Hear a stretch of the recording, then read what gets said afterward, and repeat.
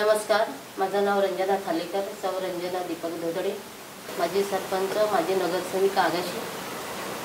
आज महिला दिनाच्या सर्व महिलांना हार्दिक शुभेच्छा। मी आदिवासी समाजाचे आहे। मी आदिवासी पाड्यावरूनच माझं उत्कर्ष केलेलं आहे। साने गुरुजी बालक मंदिर ही माझी शाळा बालक मंदिर, या शाळेत मला खूप काही दिलेलं आहे शाळेने, आणि तिकडनंच मी आज इथपर्यंत पोहोचले आहे। साने गुरुजी बालक मंदिर तसंच मराठी शाळा, प्राथमिक मराठी शाळेमधून माझं शिक्षण, काशीदास गेलाबाई इथे माझं 10वी झालं। नंतर मी ग्रॅज्युएशन माझं पूर्ण केलं। 2007ला मी आगाशीची सरपंच झाले। सरपंच झाल्यानंतर गावात काय काम करायचा हा मोठा प्रश्न होता।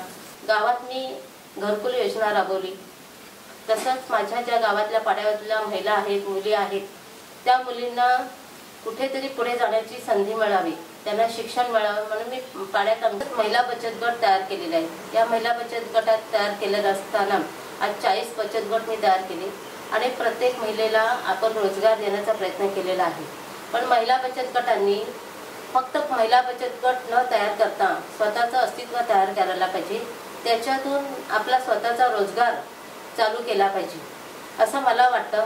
आणि यंगस्टर ट्रस्टच्या माध्यमातून आपण महिलांना पार्लरचे कोर्सेस वगैरे शिकवलेले आहेत। आज बऱ्याच ठिकाणी आपण महिलांना स्वतः आरोग्याची काळजी कशी घ्यावी, बचत कशी करावी, बँकेत महिला तर आमच्या आदिवासी महिला मजुरी करतात, ते काय बँकेत जात नाहीत, पण त्यांना बँकेचा व्यवहार कसा करावा ह्याचं मी सर्व मार्गदर्शन त्यांना नेहमी करत असे।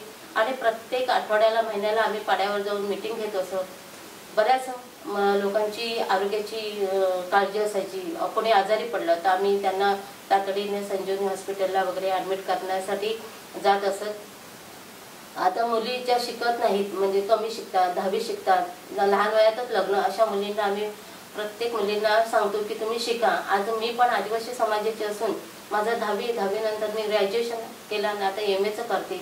आणि महिलांना पण सांगते की घरी बसून आपण जेव्हा बचत गट करतो, फक्त बचत गट करून काही होत नाही, त्याच्यातून आपल्याला रोजगार सुद्धा केला पाहिजे। 2 पैसे कसे मिळतील हे, आता गाडं एकच असतं, गाड्याचे 2 चाकं असतात, ते 2 चाकं जर व्यवस्थित चाललं तरच घर चालतं। असं प्रत्येक वेळी आम्ही महिलांना एक चांगलं मार्गदर्शन नेहमी करत असतो। आदिवासींसाठी म्हणजे MSCBच्या योजना असतात लाईट मीटरच्या, त्या बऱ्याचशा योजनांचं मी निराकरण करून, म्हणजे लोकांना कधी कधी MSCBच्या काय योजना आहेत त्या माहीत नसतात, त्या मी पाड्यावर पोचवलेल्या आहेत। जसे की मीटर बसवणं, तसं केलं। तसंच मी तरुण मुलींसाठी कामं करते, युवांसाठी आणि ज्येष्ठ नागरिकांसाठी, आणि विधवा निराधारसाठी आपल्या पालिकेच्या योजना आहेत ज्या, पण त्या मी राबवलेल्या आहेत। त्यांना फॉर्म भरून देण्यापासून, खरं तर त्यांना फॉर्म भरून देण्यापासून, त्यांचे दाखले काढण्यापासून आणि सर्व करून मी पालिकेत सबमिट केलेले आहेत की जेणेकरून विधवा निराधार महिलांना पालिकेपर्यंत जाता येऊ नये।